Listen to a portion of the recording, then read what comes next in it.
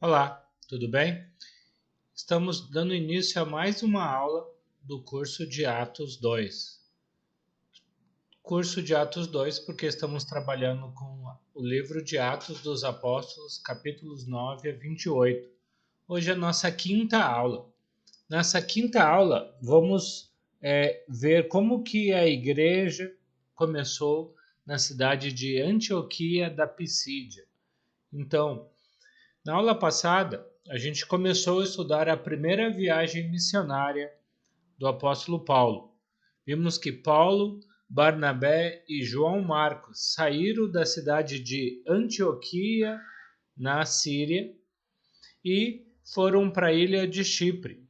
Na ilha de Chipre, eles pregaram o evangelho e o procônsul Sérgio Paulo se converteu depois de um embate que Paulo teve com Elimas, um mágico na cidade de Chipre.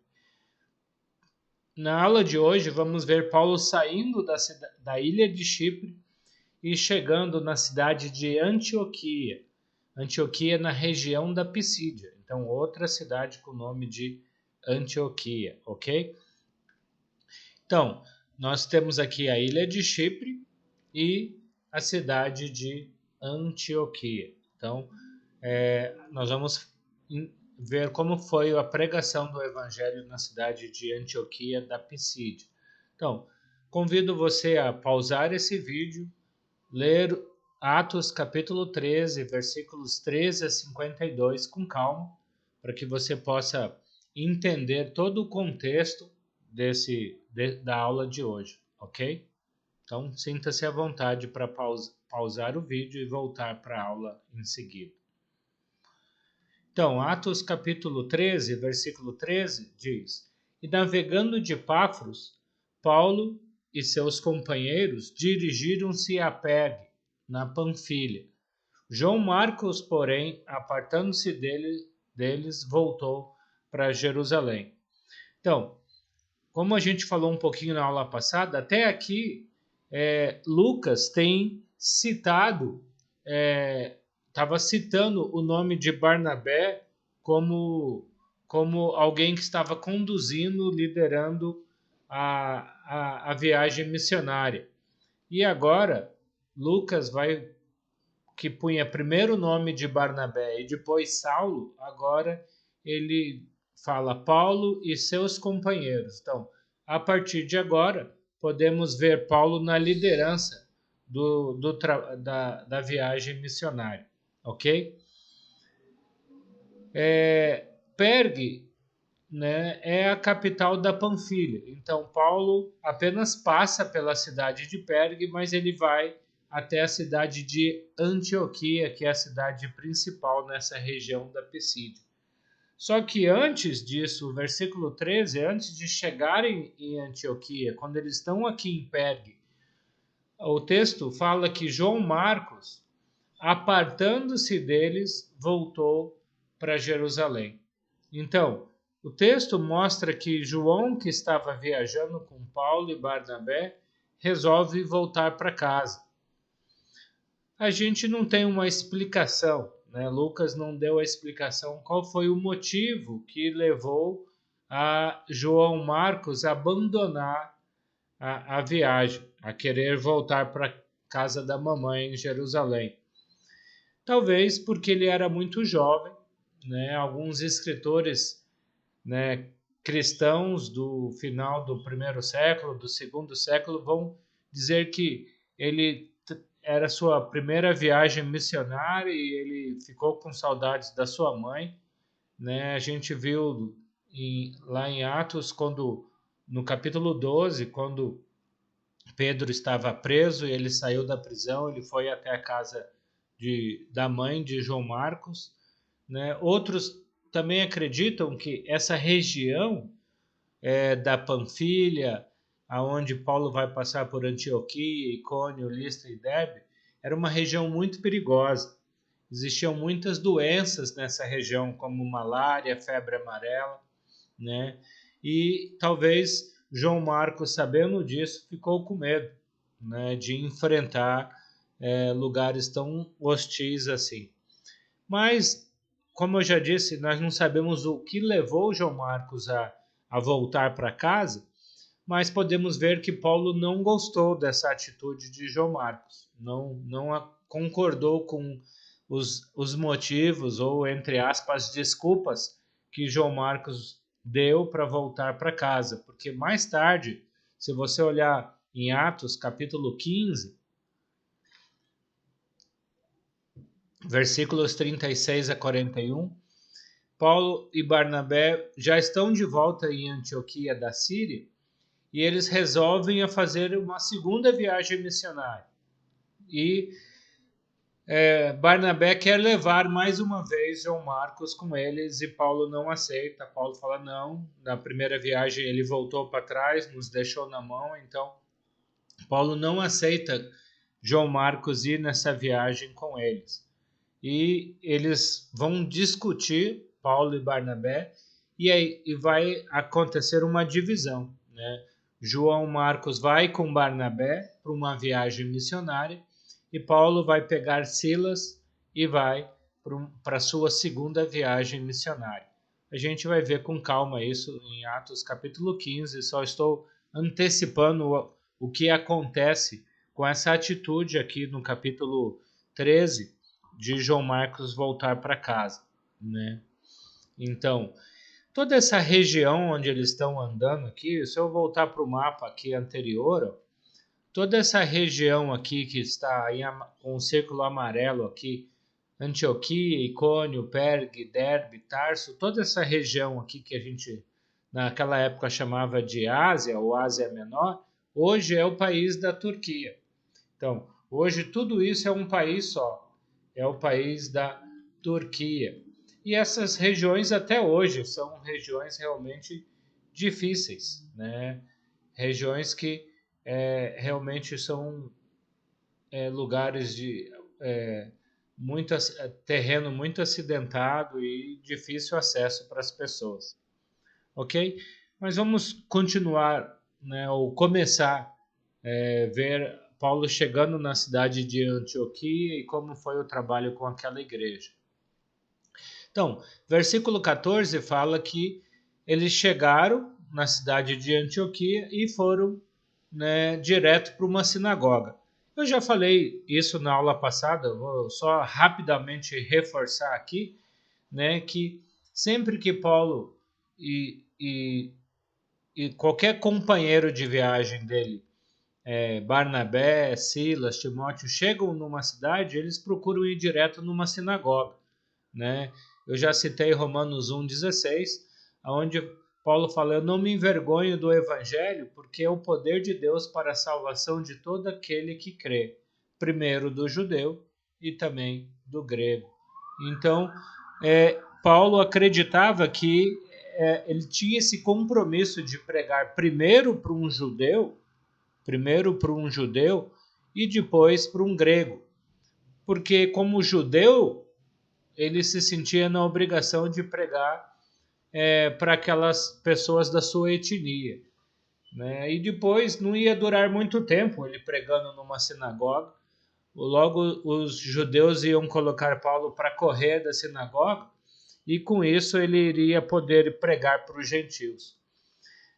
Quem frequentava uma sinagoga? Três tipos de judeus, vamos dizer assim. Os judeus, propriamente dito, aqueles que eram descendentes de alguma tribo de Judá, de Benjamim, como Paulo era, era um levita, independente de qualquer tribo de Israel, né, os judeus estariam ali na sinagoga. Também tinha os prosélitos. Prosélitos era alguém que não era descendente de nenhuma das 12 tribos de Israel, não era um judeu étnico, porém era um gentio que foi convertido ao judaísmo. Uma das coisas que ele fez foi ser circuncidado, entre outras coisas que a lei exigia, e com isso ele passou a ser considerado um judeu e podia frequentar as sinagogas. E outra pessoa que também frequentava a sinagoga eram os tementes a Deus, que muitas vezes a Bíblia chama de piedosos. Esses ainda não tinham sido circuncidados, ou seja, ainda não se tornaram judeus, mas eram admiradores do judaísmo. Algumas pessoas que estavam no processo para se tornar um prosélito, um convertido ao judaísmo.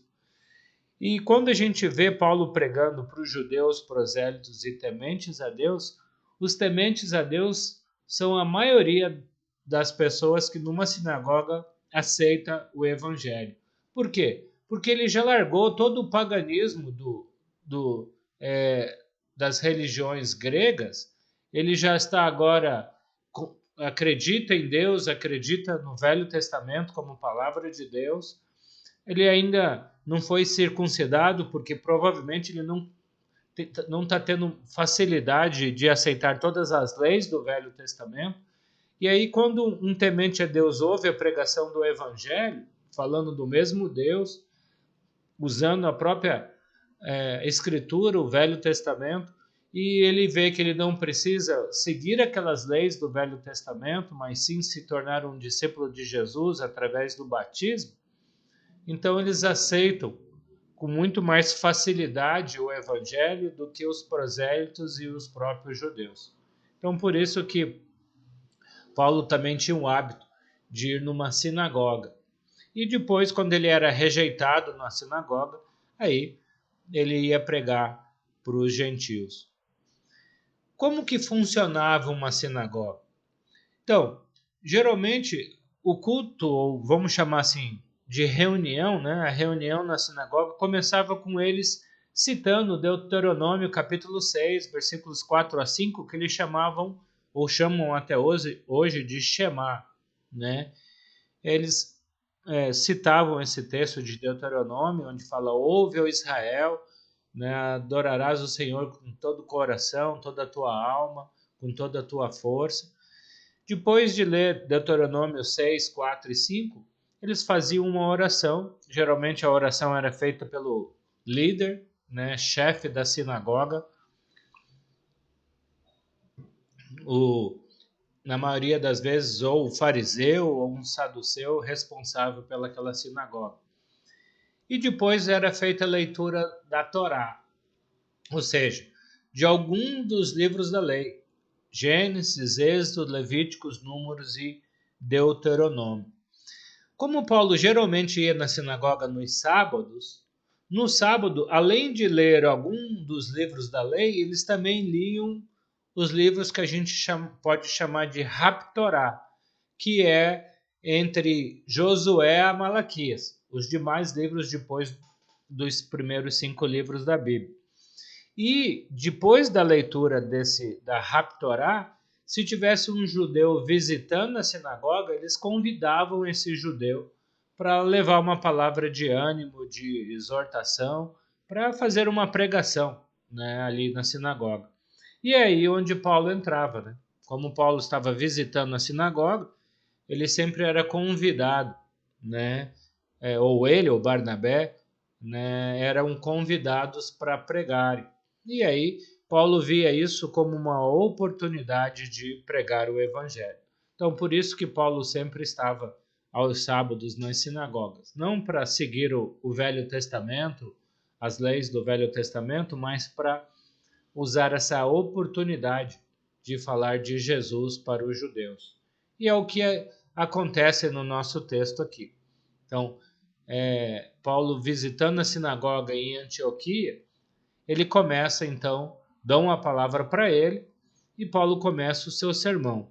Eu não vou entrar em todos os detalhes aqui, né? Você pode ler com calma todos os escritos aqui do sermão de Paulo, mas ele é bastante extenso, então, mais uma vez, se você quiser pausar esse vídeo e ler com calma os capítulo 13, versículos 16 a 41, é todo o sermão que Paulo faz aqui na cidade de Antioquia. Eu vou falar rapidamente sobre como foi o sermão de Paulo. Então, Paulo começou falando que Deus está no controle de todas as coisas. O sermão de Paulo é muito parecido com o sermão de Estevão, lá em Atos capítulo 7. Né? Lembra? O próprio Paulo foi responsável pela morte de Estevão e agora ele está pregando nos mesmos moldes que Estevão fez o discurso para os judeus em Atos capítulo 7. Então, Paulo fala que desde o início, né, Deus planejou, né, enviar o seu filho Jesus ao mundo, mas para isso ele usou Israel, né, porque Jesus veio como um descendente de Israel, Jesus veio como um judeu. Então, antes de Jesus vir ao mundo, Deus usou os judeus como um povo dele, entre eles Davi, e fala que Jesus era da tribo de Judá, assim como Davi, então era um descendente de Davi.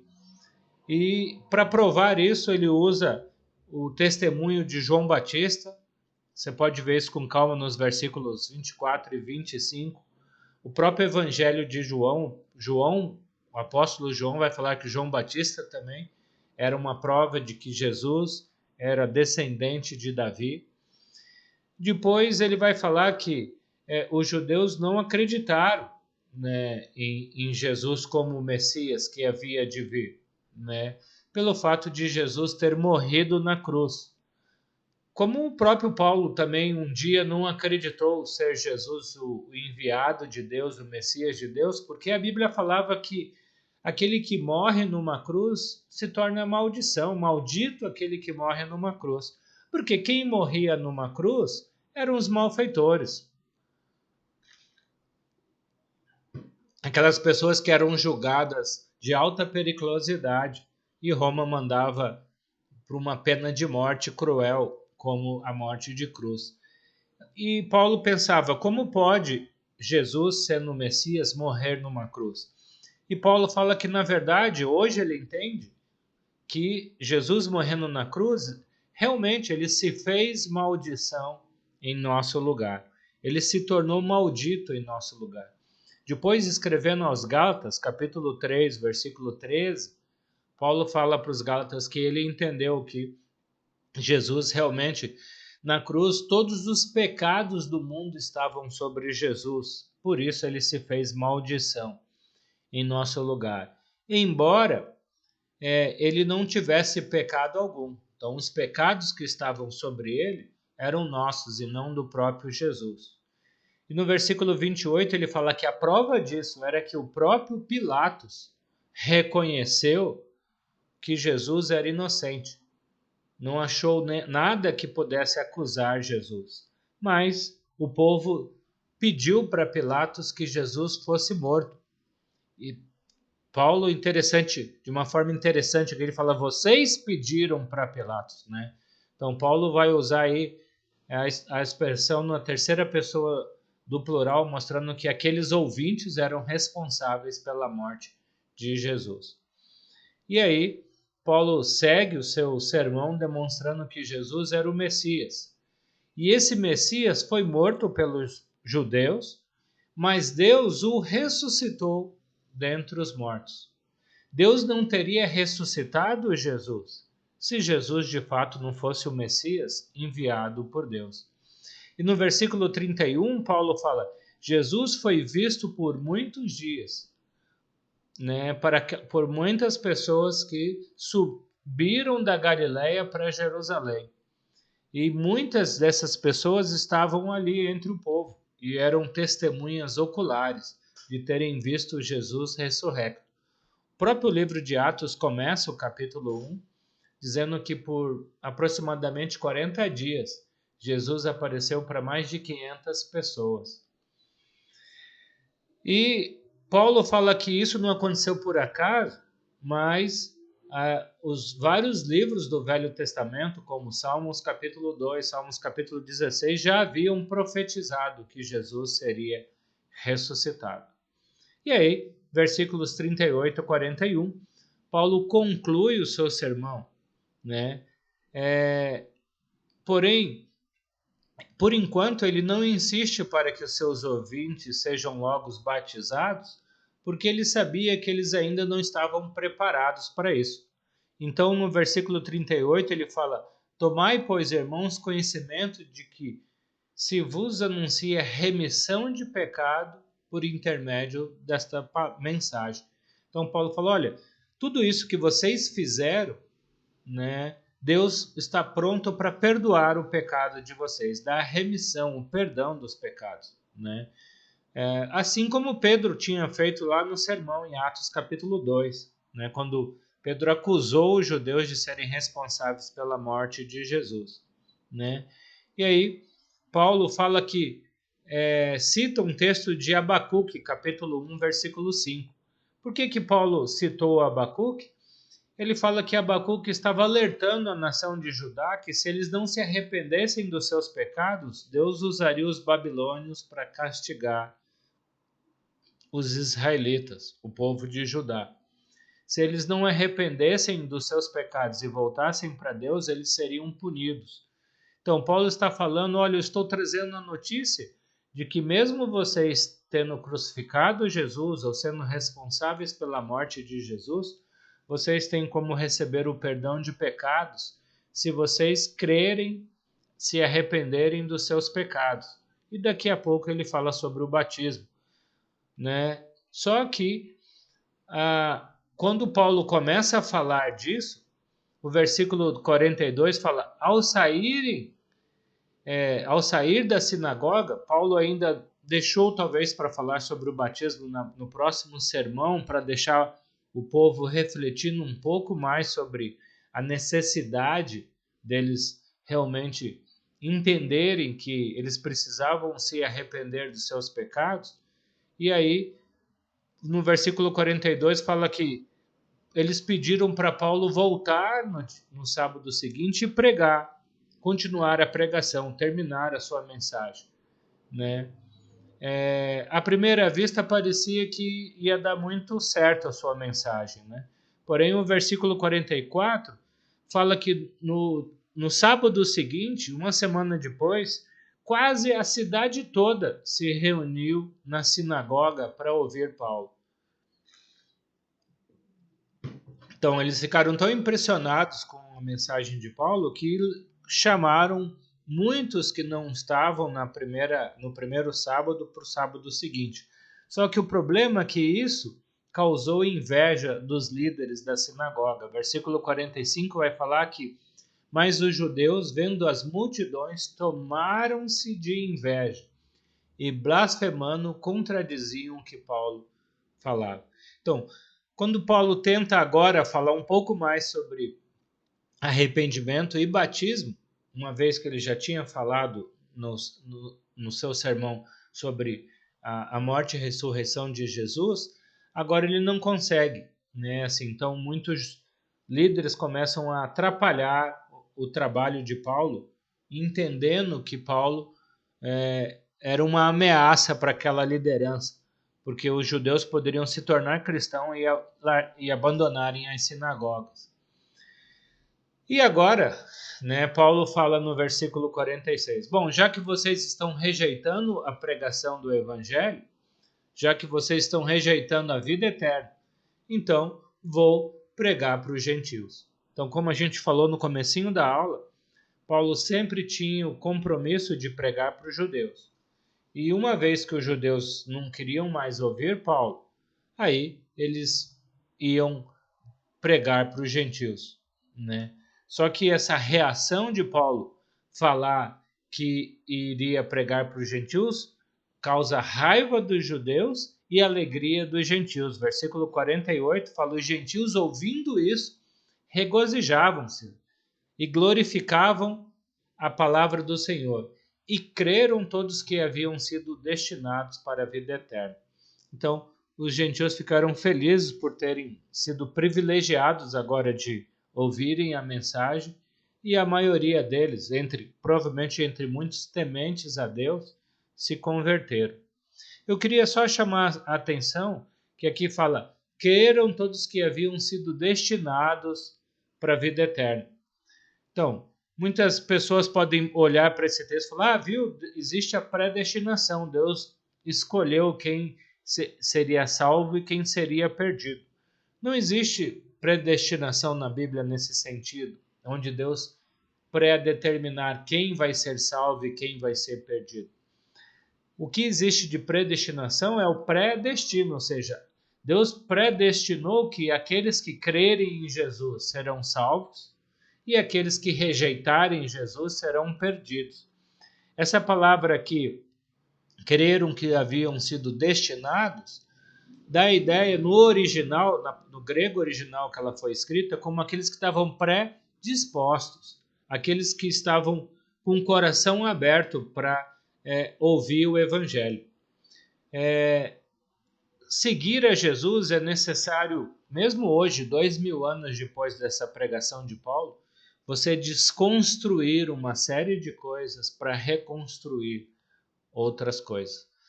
Muitas vezes as pessoas têm dificuldade de aceitar o evangelho hoje, porque elas chegam com uma série de preconceitos em cima da Bíblia. Acham que já conhecem a Bíblia, acham que Deus é assim ou assado, o Jesus é dessa forma ou daquela forma, pelos seus preconceitos, pelas suas pré-teorias, por aquilo que as pessoas acham.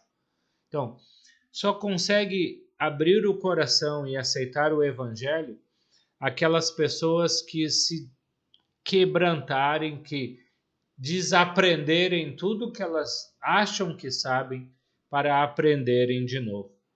O evangelho só causa transformação e impacto na vida daqueles que colocam de lado as suas ideias pré-concebidas e estão predispostos a começar uma vida cristã do zero. Então, aqueles que estavam com esse coração, aqueles que estavam abertos para a pregação de Paulo, que é aqui muito dura para os judeus, porque fala de eles abandonarem todo o legalismo da lei, todo o Velho Testamento para seguirem agora uma nova aliança. Então, aqueles que estavam predispostos a renunciarem 40, 50 anos de judaísmo para agora seguirem a Jesus, esses se converteram.